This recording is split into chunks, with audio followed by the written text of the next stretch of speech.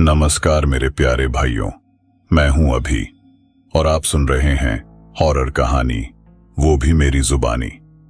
आज की रात कुछ अलग है क्योंकि आज की ये कहानी एक ऐसे शख्स की है जिसने मौत को बहुत करीब से देखा है। उस शख्स का नाम है राजू और जो कुछ उसके साथ हुआ उसे सुनकर आपकी रूह कांप उठेगी। लेकिन कहानी शुरू करने से पहले अगर आप हमारे चैनल पर नए हैं तो सब्सक्राइब कीजिए। और हां, अगर आप चाहते हैं कि आपका नाम अगली कहानी में लिया जाए तो कमेंट में अपना नाम और अपने शहर का नाम जरूर लिखिए। तो चलिए यह कहानी राजू जी के पॉइंट ऑफ व्यू से सुनते हैं। नमस्ते दोस्तों, मेरा नाम राजू है। मैं एक ट्रक ड्राइवर हूं। उस दिन की शाम मैं कभी नहीं भूल सकता। सेठ जी ने एक बहुत जरूरी माल ढोने का काम दिया था। उन्होंने साफ कह दिया था, राजू, यह माल कल सुबह तक पहुंचना ही चाहिए। कोई बहाना नहीं चलेगा। पैसा डबल मिलेगा, लेकिन डिलीवरी टाइम पर होनी चाहिए। मेरा खलासी मोहन हमेशा की तरह मेरे साथ था। हमने माल लोड किया और शाम होते होते चल पड़े। शुरुआत सब ठीक रही। हम दोनों बातें करते, गाने सुनते हुए आगे बढ़ रहे थे। लेकिन किस्मत को कुछ और ही मंजूर था। लगभग 3 घंटे चलने के बाद अचानक हमारी ट्रक रुक गई। आगे की पूरी सड़क जाम थी। दूर तक लाल पीली बत्तियां दिख रही थीं। मोहन उतरकर आगे गया और पता लगाकर आया। उस्ताद, उसने हांफते हुए कहा, आगे बहुत बड़ा एक्सीडेंट हो गया है। लोग कह रहे हैं कि जाम कम से कम 2-3 घंटे में खुलेगा। मेरा दिल धड़क रहा था। 2-3 घंटा, इसका मतलब माल कभी भी टाइम पर नहीं पहुंच पाएगा। सेठ जी का डबल पैसा तो दूर, नौकरी भी जा सकती थी। तभी मुझे याद आया, इस हाईवे के बगल में एक पुराना शॉर्टकट रास्ता है। बहुत साल पहले मैं एक बार गलती से उस रास्ते पर चला गया था। यह रास्ता सीधा शहर के बाहरी इलाके में निकलता है, लेकिन यह बहुत ही खतरनाक और तंग है। मैंने मोहन से कहा, मोहन, अब कोई चारा नहीं है, हमें यही शॉर्टकट लेना पड़ेगा। मोहन घबरा गया। उस्ताद, वो रास्ता सुनने में आता है वहां अजीबोगरीब चीजें होती हैं और रास्ता इतना तंग है, अगर थोड़ा सा भी चूके तो ट्रक सीधा खाई में जा गिरेगी। मुझे पता है मोहन, मैंने कहा, लेकिन सेठ जी का माल टाइम पर पहुंचाना जरूरी है। हम सावधानी से चलेंगे। आखिरकार मोहन मान गया। मैंने ट्रक मोड़ी और एक पुराने जंगल वाले रास्ते में घुस गया। शुरुआत का रास्ता वाकई बहुत डरावना और तंग था। एक तरफ ऊंची पहाड़ी थी और दूसरी तरफ गहरी खाई। ट्रक का एक एक इंच बचाकर चलना पड़ रहा था। मोहन खिड़की से बाहर झुककर मुझे रास्ता दिखा रहा था। थोड़ा लेफ्ट उस्ताद, अब सीधा, अब धीरे धीरे। करीब आधा घंटा इसी तरह बीता। आखिरकार रास्ता थोड़ा चौड़ा और बेहतर हो गया।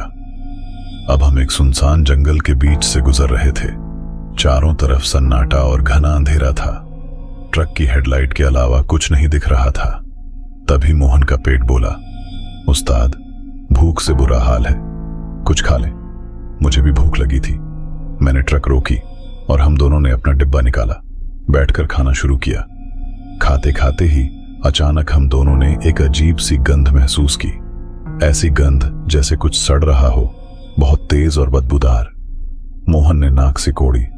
उफ उस्ताद, ये क्या बदबू आ रही है?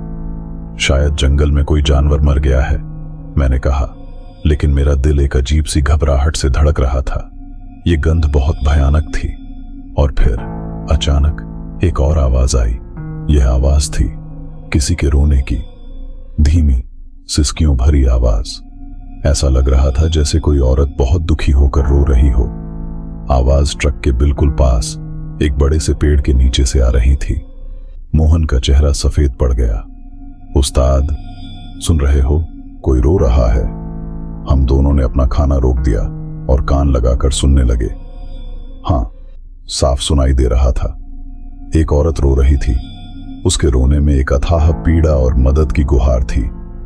उस्ताद, कोई मुसीबत में है, मोहन बोला। हमें मदद करनी चाहिए। मेरा दिल कह रहा था कि यहां रुकना ठीक नहीं है। ये जगह, ये गंध, ये रोने की आवाज, सब कुछ गलत लग रहा था। लेकिन फिर अगर सच में कोई मुसीबत में हो तो।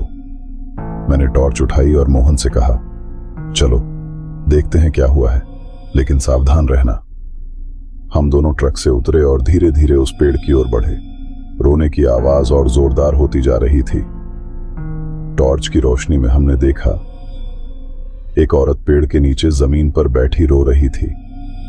उसके कपड़े फटे हुए थे और उसके हाथ पैरों पर खरोंच के निशान थे। जैसे ही हमने पास जाकर टॉर्च की रोशनी उस पर डाली, वो औरत सहम कर ऊपर देखने लगी। उसकी आंखें डर और आंसुओं से भरी हुई थीं।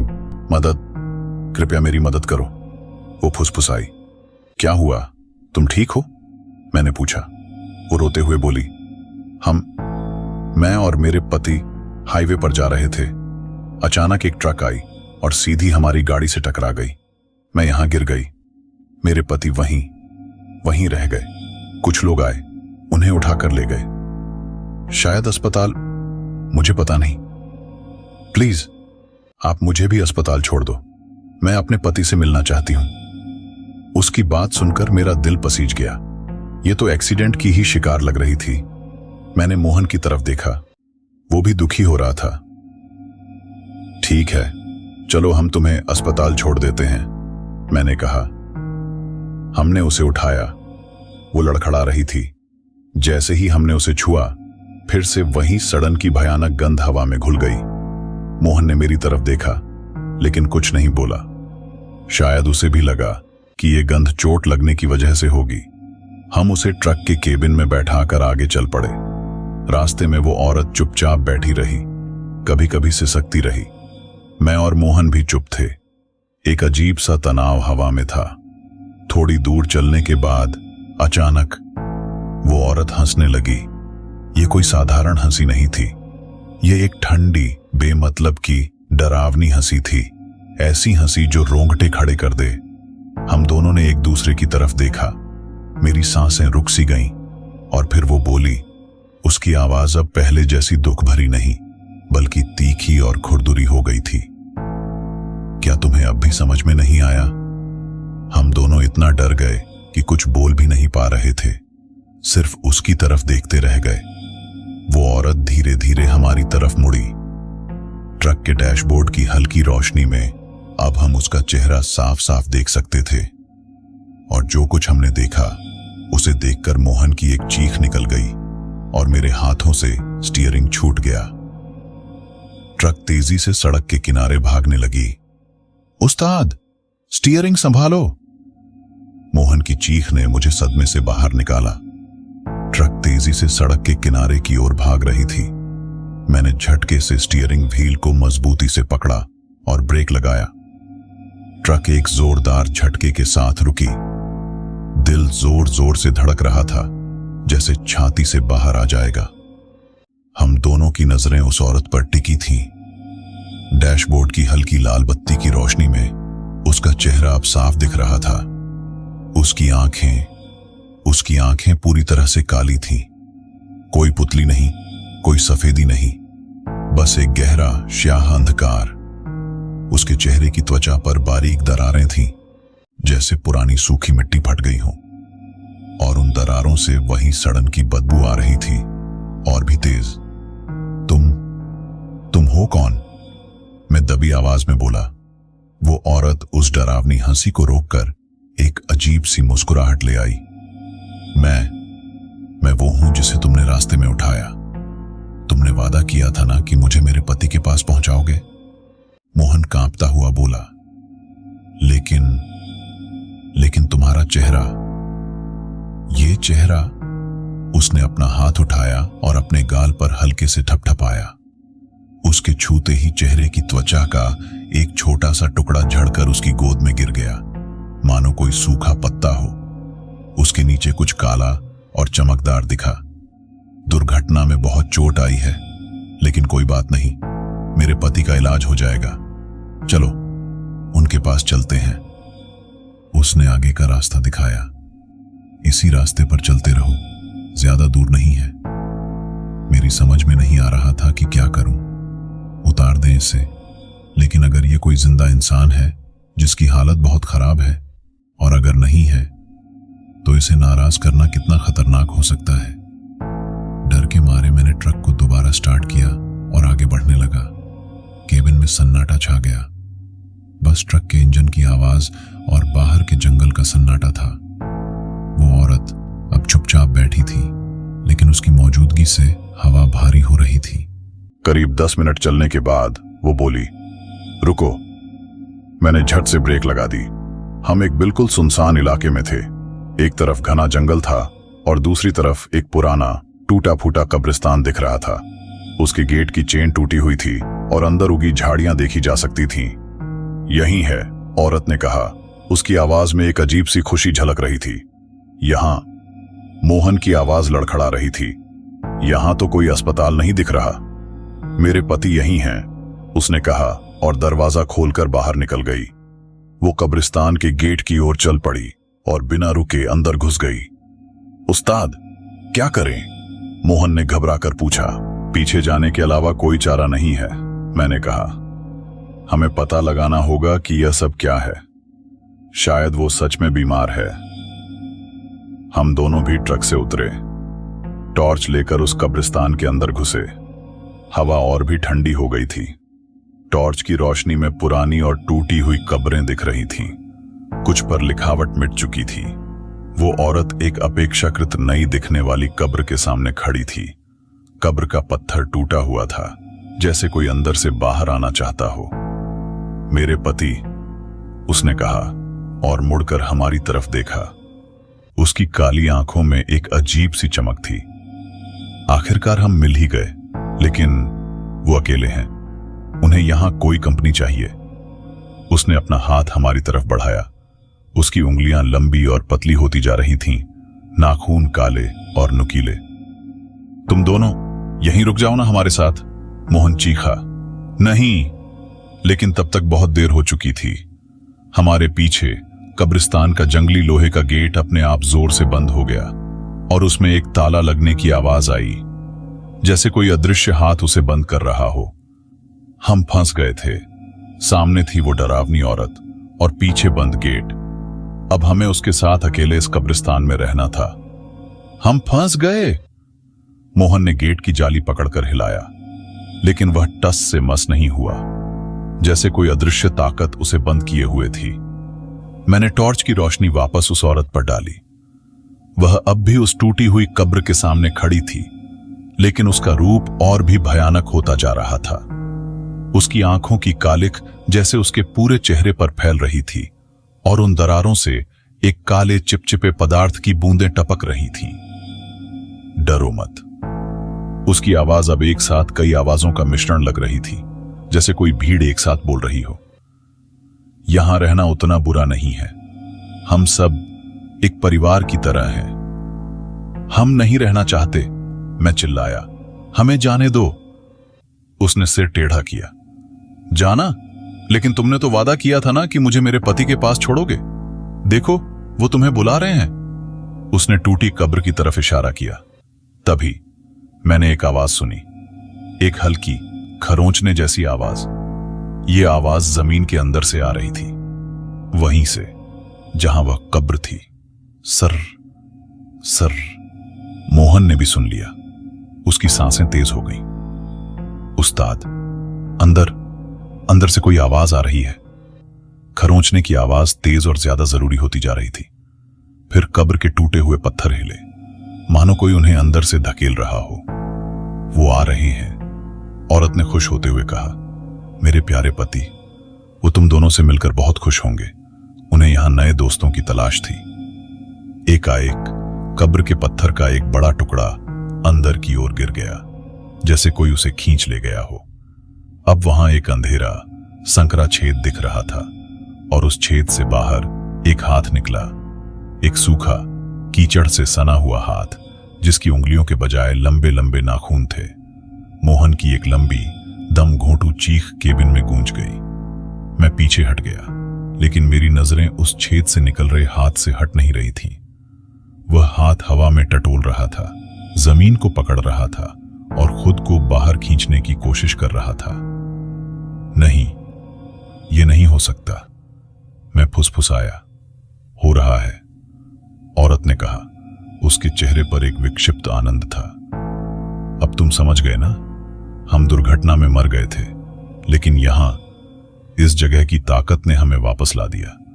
बस एक समस्या है, हमें हमेशा नए साथियों की जरूरत होती है, वरना हम फिर से सो जाते हैं, और हम सोना नहीं चाहते। दूसरा हाथ भी छेद से बाहर निकल आया।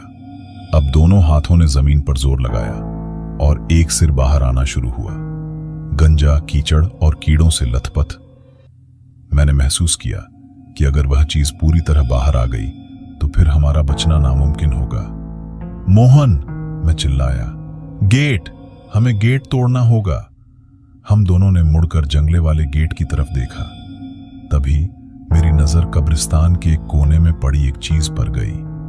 वहां एक पुराना जंग लगा हुआ खंभा था और उस पर लगा एक बड़ा सा हथौड़ा पड़ा था, शायद कब्रें बनाने वाले मिस्त्री का छोड़ा हुआ। वहां, मैंने इशारा किया। हम दोनों उस तरफ भागे। पीछे से हमें उस औरत की गुस्सैली चीख सुनाई दी, रुको, तुम कहां जा रहे हो, रुको।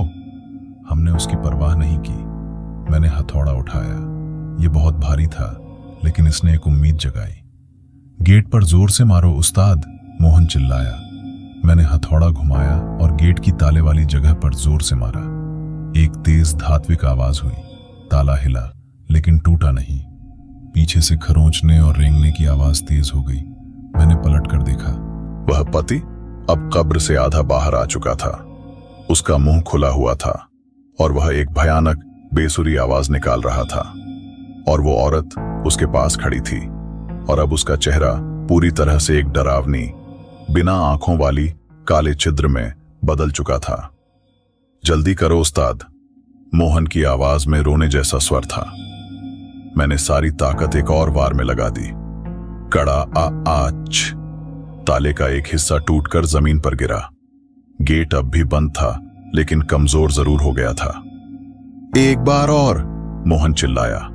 मैंने हथौड़ा फिर से उठाया, लेकिन तभी मैंने एक ठंडा कीचड़ जैसा स्पर्श अपने टखने पर महसूस किया। मैंने नीचे देखा। वह पति रेंगता हुआ मेरे पास आ चुका था और उसने अपना कीचड़ भरा हाथ मेरे पैर पर डाल दिया था।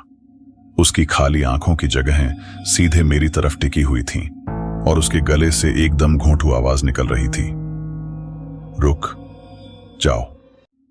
मेरे टखने पर पड़ा वो ठंडा कीचड़ जैसा हाथ मेरी रूह तक कांप गया। उसके लंबे नाखून मेरी पैंट के कपड़े में घुस रहे थे, जैसे कोई मांस को चीरना चाहता हो। उस्ताद! मोहन की चीख ने मुझे सदमे से बाहर निकाला। आतंक में मैंने अपने दूसरे पैर से उस जानवर जैसी चीज को जोर से लात मारी। मेरा पैर उसकी बाजू में लगा और एक भद्दी गीली आवाज आई, मानो मैंने किसी सड़े हुए फल पर वार किया हो। उसकी पकड़ ढीली हुई और मैं पीछे की ओर लड़खड़ाया। हथौड़ा! मैं चिल्लाया। मोहन ने जमीन से वह भारी हथौड़ा उठाया और उस चीज के हाथ पर पूरी ताकत से मारा। एक भयानक कर्कश आवाज के साथ उसकी कलहटनी के पास का हिस्सा चकनाचूर हो गया, लेकिन खून नहीं निकला। बस एक काला गाढ़ा द्रव्य रिसने लगा। वह चीज कोई दर्द महसूस नहीं कर रही थी, बल्कि और ज्यादा गुस्से में आ गई। उसने एक भयानक गर्जना की और अपने बचे हुए हाथ से मोहन के पैर पकड़ने की कोशिश की। इतने में वो औरत भी तेजी से हमारी तरफ बढ़ने लगी। उसके मुंह से निकल रही आवाज अब इंसानी नहीं रह गई थी, बल्कि किसी जंगली जानवर की गुर्राहट जैसी थी। उसकी बाहें अप्राकृतिक रूप से लंबी होती जा रही थीं। मोहन, गेट! मैंने हथौड़ा वापस छीनते हुए चिल्लाया। मैंने गेट के कमजोर हुए ताले पर एक बार फिर जोरदार वार किया। इस बार एक तेज दरार की आवाज आई और ताला टूटकर जमीन पर आ गिरा। चलो, मैंने गेट को धक्का देते हुए चिल्लाया। वह जरा सा खुला। मोहन ने अपना पैर उस चीज के पंजे से छुड़ाया और बाहर की ओर सरपट भागा। मैं भी उसके पीछे पीछे था। हम दोनों उस डरावने कब्रिस्तान से बाहर निकल आए, लेकिन हम सुरक्षित नहीं थे।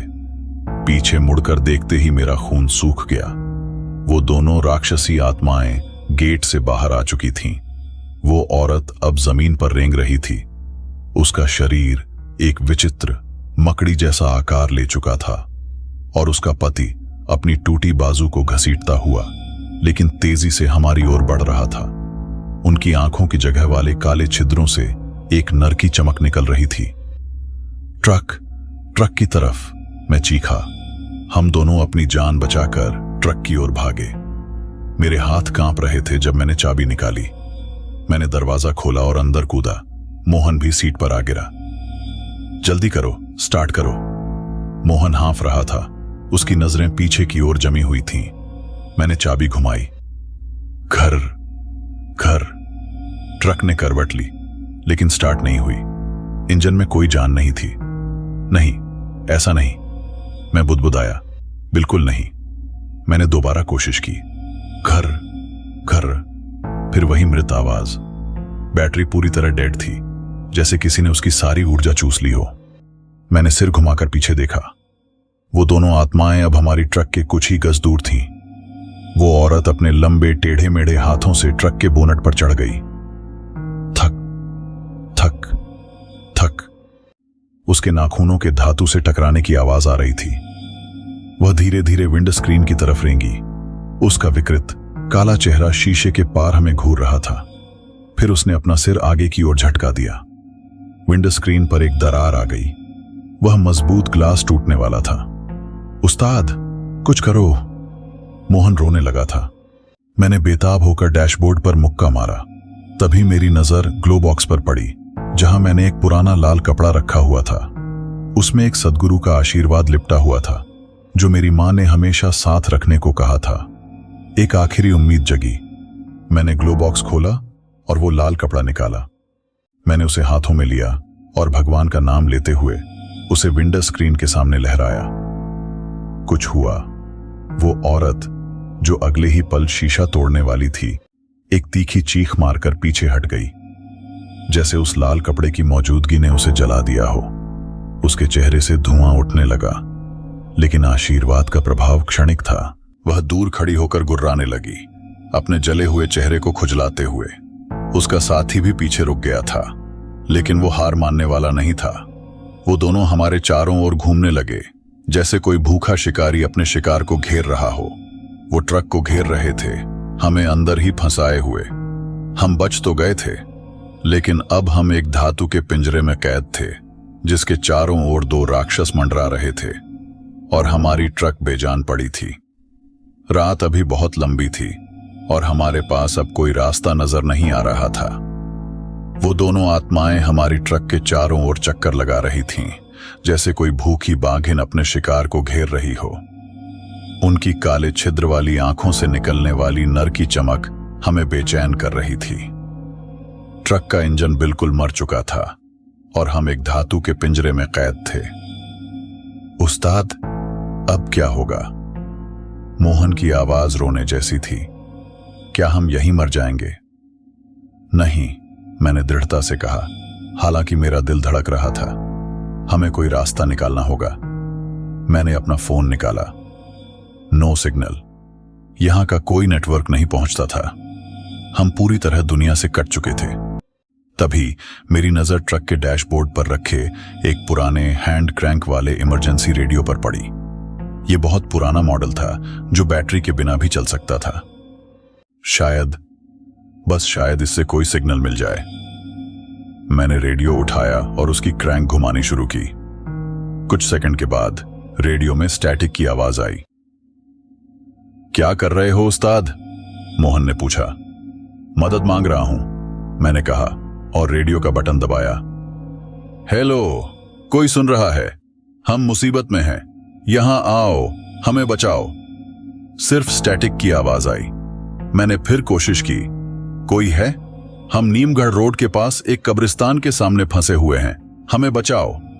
तभी रेडियो में स्टैटिक की आवाज कम हुई और एक दूर की टूटी फूटी आवाज सुनाई दी। बे, तुम वहां नहीं, अकेले। मेरी रूह कांप उठी। कौन बोल रहा है? कृपया हमारी मदद करो। रेडियो में फिर से आवाज आई, इस बार और साफ। वो भूखे हैं, तुम्हें छोड़ेंगे नहीं। बचने का एक ही रास्ता। क्या रास्ता? मैंने बेताब होकर पूछा। उनका असली नाम जानो और उसे जोर से बोलो। उनका नाम हमें कैसे पता चलेगा? मोहन चिल्लाया। रेडियो में फिर से स्टैटिक की आवाज भर गई और फिर पूरी तरह खामोश हो गया। चाहे जितना क्रैंक घुमाऊं, कोई जवाब नहीं आया। उनका नाम? मैंने सोचा, पर हमें कैसे पता चलेगा? तभी मुझे कब्रिस्तान का ख्याल आया। वहां कब्रों पर नाम लिखे होंगे। अगर हम उस औरत और उसके पति की कब्र का असली नाम जान सकें। मैंने मोहन से कहा, हमें वापस कब्रिस्तान में जाना होगा। क्या पागल हो गए हो उस्ताद? वो दोनों तो बाहर हैं। नहीं, देखो, मैंने इशारा किया। मैंने देखा कि वो दोनों आत्माएं अब थोड़ी दूर खड़ी थीं, जैसे उन्हें ट्रक से कुछ दूर रहने में दिक्कत हो रही हो। शायद वो लाल कपड़ा अभी भी कुछ सुरक्षा दे रहा था। हमें जल्दी से जाना होगा, मैंने कहा। उनकी कब्र पर नाम खोजने हैं। हम दोनों ने हिम्मत जुटाई और धीरे से ट्रक का दरवाजा खोला। वो दोनों आत्माएं तुरंत हमारी तरफ मुड़ी, लेकिन हमारे हाथ में लाल कपड़ा देखकर वो रुक गईं। हम तेजी से कब्रिस्तान के गेट की ओर भागे। अंदर जाते ही मैंने टॉर्च जलाई और उस टूटी हुई कब्र की ओर देखा, जहां से वो पति निकला था।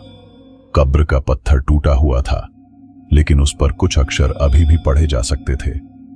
मैंने टॉर्च की रोशनी में पढ़ा, यहां सो रहे हैं रामलाल पुत्र भोला राम। रामलाल, मैंने फुसफुसाया। अब हमें औरत की कब्र ढूंढनी थी। हमने आसपास की कब्रों को देखना शुरू किया। तभी मोहन ने इशारा किया, उस्ताद, यहां देखो। कुछ ही दूरी पर एक और कब्र थी जो टूटी हुई थी।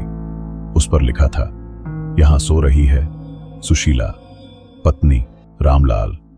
सुशीला, मैंने कहा, उसका नाम सुशीला है। तभी हमें पीछे से एक भयानक चीख सुनाई दी। हमने मुड़कर देखा। वो दोनों आत्माएं गेट के पास खड़ी थीं और उनका रूप और भी भयानक हो गया था। ऐसा लग रहा था जैसे उन्हें पता चल गया था कि हमने उनके रहस्य उजागर कर लिए हैं। जल्दी करो, मैंने चिल्लाया। हम दोनों ने मुंह खोला और एक साथ चिल्लाया, रामलाल, सुशीला। जैसे ही हमने उनके नाम लिए, एक अजीब सी घटना हुई। वो दोनों आत्माएं जहां खड़ी थीं, वहीं जम गईं। उनके चेहरे के भाव बदलने लगे, गुस्सा, डर, फिर एक अजीब सी शांति। फिर वो धीरे धीरे धुंधली होने लगी, जैसे कोई धुआं हवा में घुल रहा हो।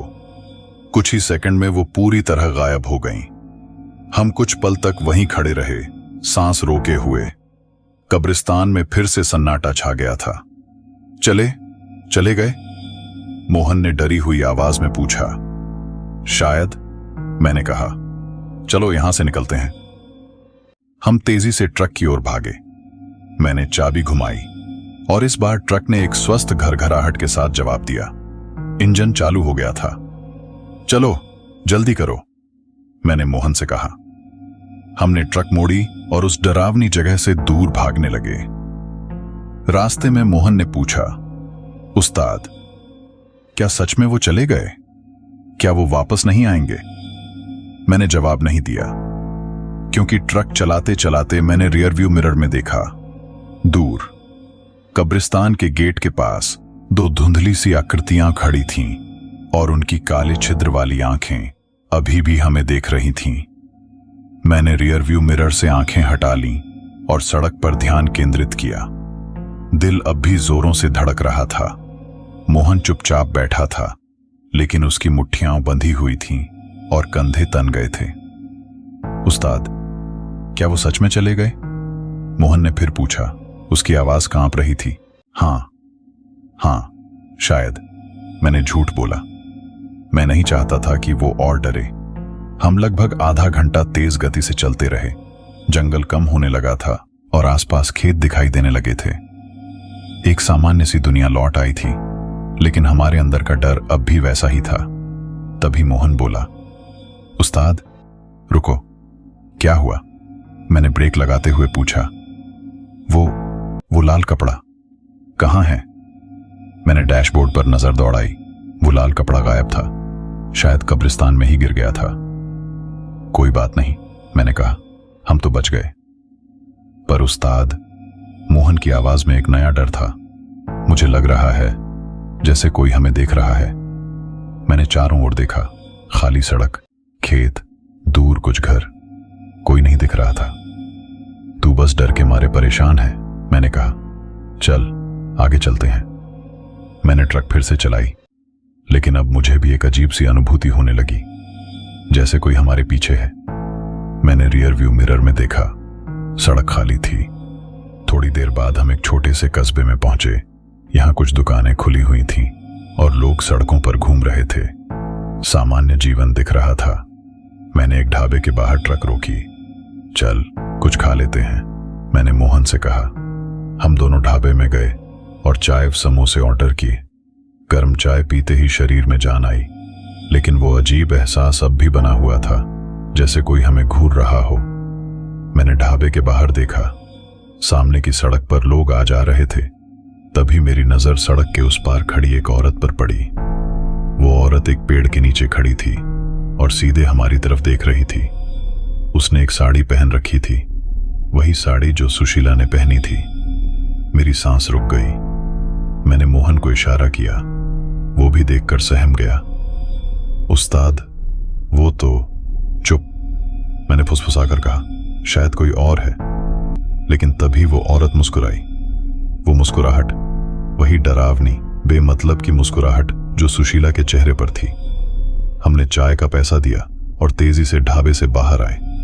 जैसे ही हम बाहर निकले, वो औरत गायब हो गई। उस्ताद, वो हमें फॉलो कर रही है, मोहन ने डरते हुए कहा। चलो यहां से निकलते हैं, मैंने कहा।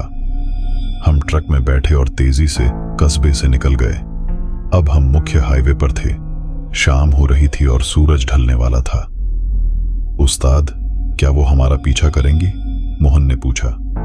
नहीं, मैंने कहा। हमने तो उनका नाम जान लिया था, शायद वो बस हमें डरा रही थी।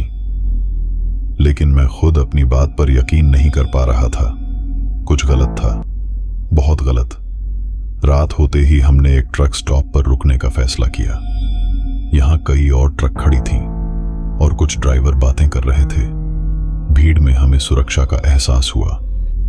हमने अपनी ट्रक में सोने का फैसला किया।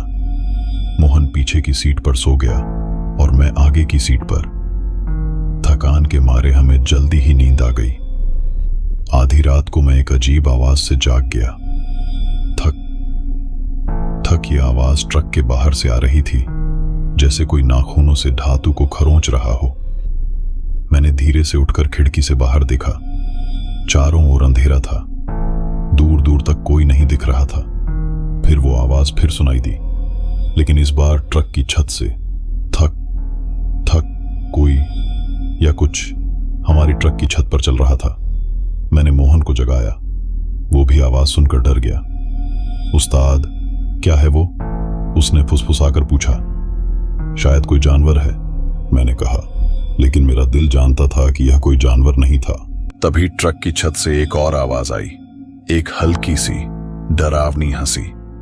वही हंसी जो हम कब्रिस्तान में सुन चुके थे, वो लौट आई थी और इस बार वो हमें अकेले में मिल गई थी। वो डरावनी हंसी ट्रक की छत पर गूंजती रही। मोहन ने डर के मारे मेरा हाथ जोर से पकड़ लिया। उसकी हथेलियां बर्फ की तरह ठंडी थीं। उस्ताद, वो वापस आ गई। मोहन की आवाज लगभग रोने जैसी थी। चुप रहो, मैंने फुसफुसाकर कहा, शायद चली जाएगी। लेकिन हंसी थमने के बजाय और जोरदार हो गई। फिर एक नई आवाज आई, एक पुरुष की गहरी खुरदुरी हंसी। रामलाल भी आ गया था। थक थक, नाखूनों की आवाज फिर शुरू हुई, इस बार ट्रक के दरवाजे पर। कोई बाहर से दरवाजा खोलने की कोशिश कर रहा था।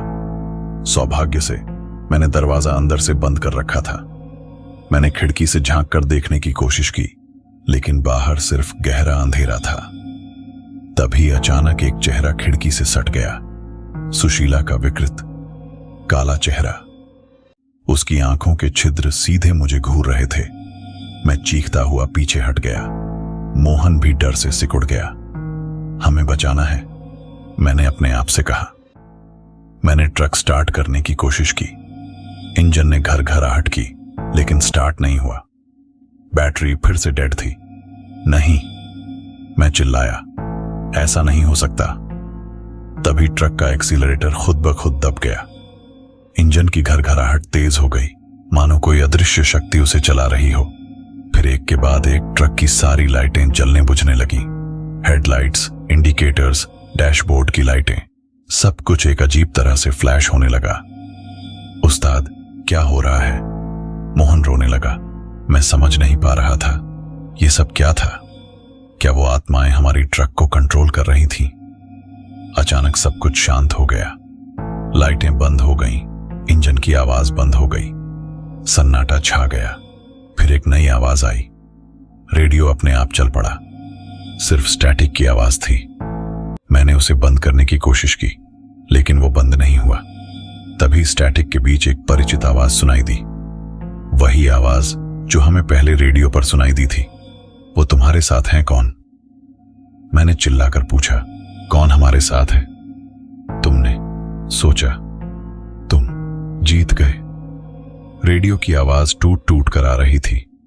नाम जानना काफी नहीं है, उन्होंने तुम्हें चिन्हित कर लिया। अब तुम कहीं नहीं जा सकते। चिन्हित?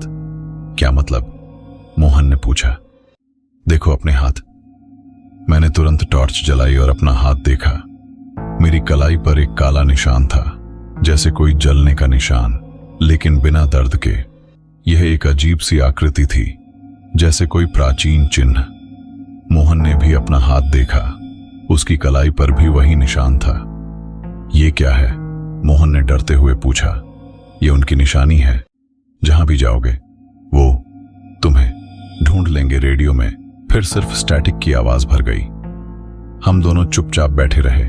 अब हम समझ चुके थे, ये कोई साधारण भूत प्रेत की बात नहीं थी।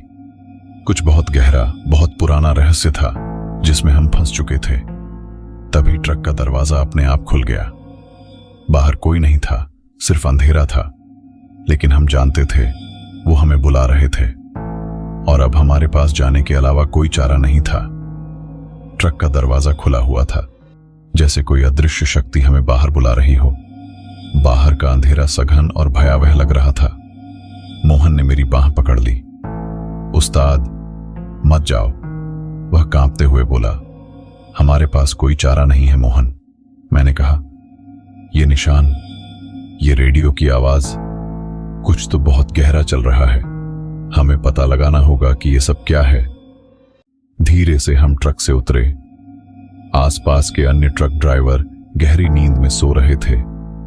ऐसा लग रहा था जैसे पूरी दुनिया सो गई है और सिर्फ हम दो ही जाग रहे हैं। हमारे कलाइयों पर बने उन काले निशानों में एक हल्की सी जलन हो रही थी, जैसे कोई संदेश दे रहे हों। मैंने टॉर्च जलाया और उसकी रोशनी आगे बढ़ी। तभी एक अजीब बात हुई। टॉर्च की रोशनी सामने की ओर न जाकर ट्रक स्टॉप के पीछे की ओर एक पुराने और सुनसान रास्ते पर पड़ने लगी, जैसे कोई हमें वहां ले जाना चाहता हो।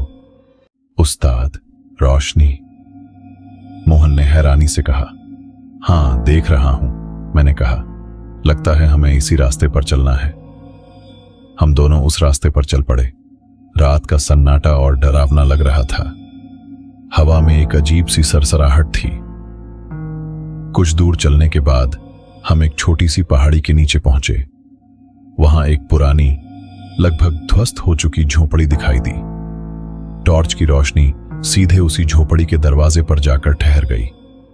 झोपड़ी का दरवाजा धीरे से खटखटाया गया, मानो कोई अंदर से बुला रहा हो।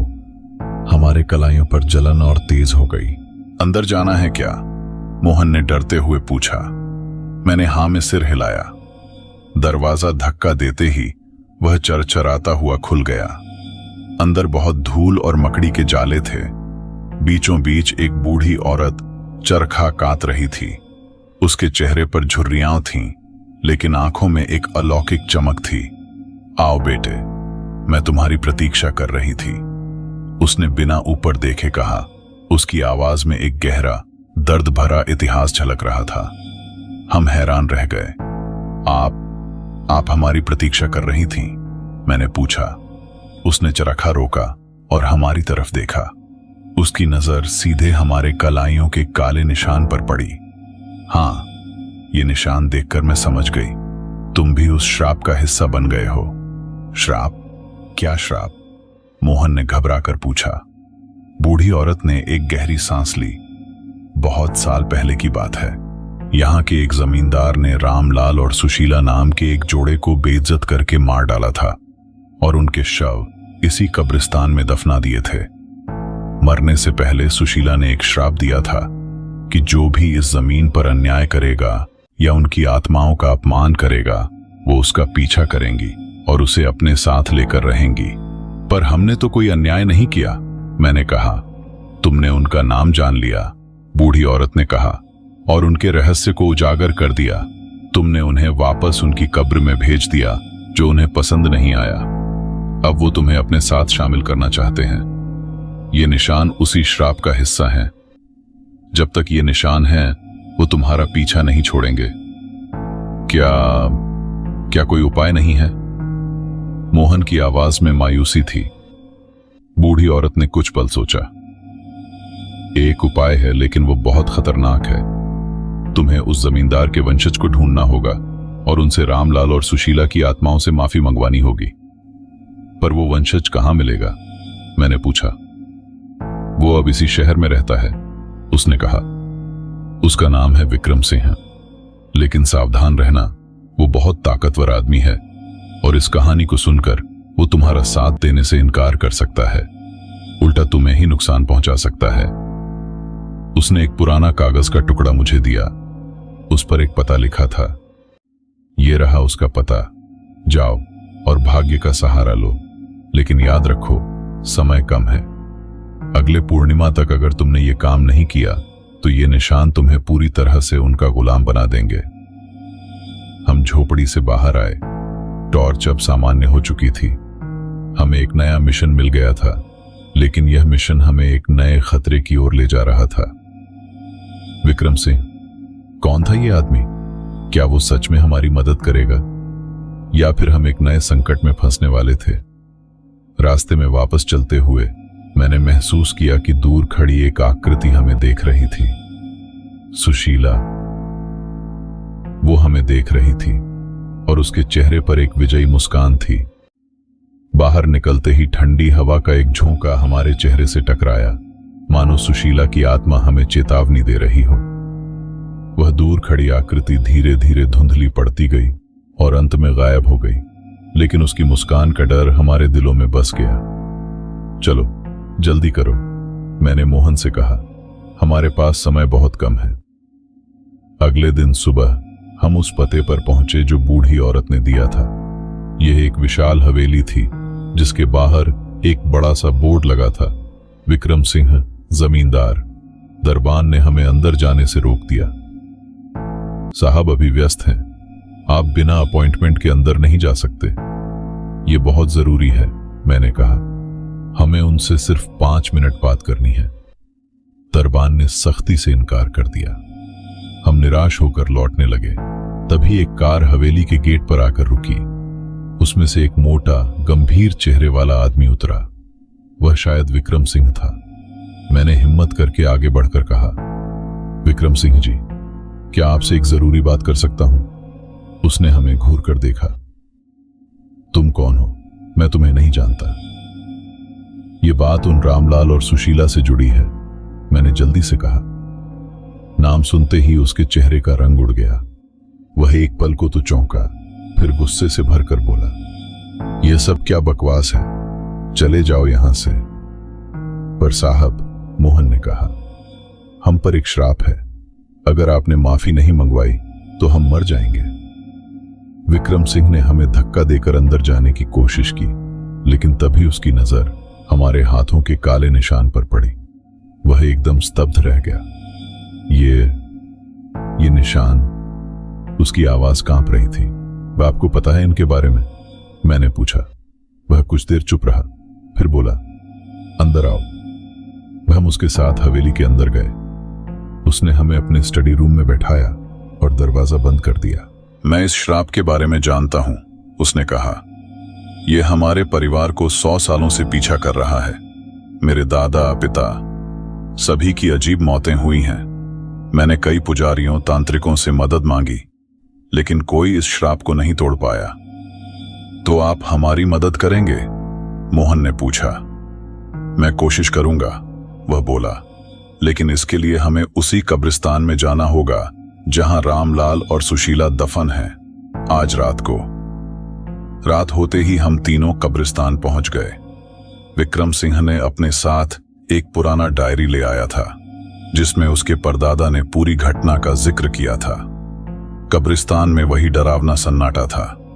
विक्रम सिंह ने रामलाल और सुशीला की कब्र के सामने घुटने टेके।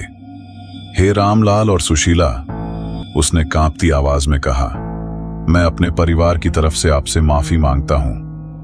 मेरे परदादा ने आपके साथ बहुत बड़ा अन्याय किया। कृपया इस श्राप को खत्म कर दीजिए। हवा में एक अजीब सी गूंज सुनाई दी। अचानक कब्र के पास की हवा ठंडी पड़ गई। दो धुंधली आकृतियां हमारे सामने प्रकट हुईं, रामलाल और सुशीला। सुशीला ने आगे बढ़कर कहा, तुम्हारी माफी स्वीकार है, लेकिन इस श्राप को खत्म करने के लिए एक और कीमत चुकानी होगी। बी क्या कीमत? विक्रम सिंह ने पूछा। तुम्हें इस जमीन का एक हिस्सा गरीबों के नाम करना होगा, रामलाल बोला, और हमारी याद में एक स्मारक बनवाना होगा। मैं यह सब करूंगा, विक्रम सिंह ने वादा किया। रामलाल और सुशीला की आकृतियां धीरे धीरे फीकी पड़ने लगीं। श्राप अब खत्म हुआ, सुशीला ने कहा, लेकिन याद रखो, अगर तुमने अपना वादा पूरा नहीं किया तो हम वापस आ जाएंगे। जैसे ही वो आकृतियां गायब हुईं, हमारे हाथों के काले निशान भी धीरे धीरे फीके पड़ते गए और अंत में पूरी तरह गायब हो गए। विक्रम सिंह ने अपना वादा निभाया। उसने जमीन का एक बड़ा हिस्सा गरीबों में बांट दिया और रामलाल सुशीला की याद में एक सुंदर स्मारक बनवाया। हमने उस कब्रिस्तान के पास कभी नहीं जाने का फैसला किया। कभी कभी रात में जब हवा चलती है तो लगता है जैसे कोई कह रहा है, कुछ रहस्यों को दफन ही रहने दो। अगर आपको हमारी कहानी पसंद आई हो तो इसे लाइक, शेयर और चैनल को सब्सक्राइब करना मत भूलिए। आपका सपोर्ट हमारी नई कहानियों के लिए बहुत मायने रखता है।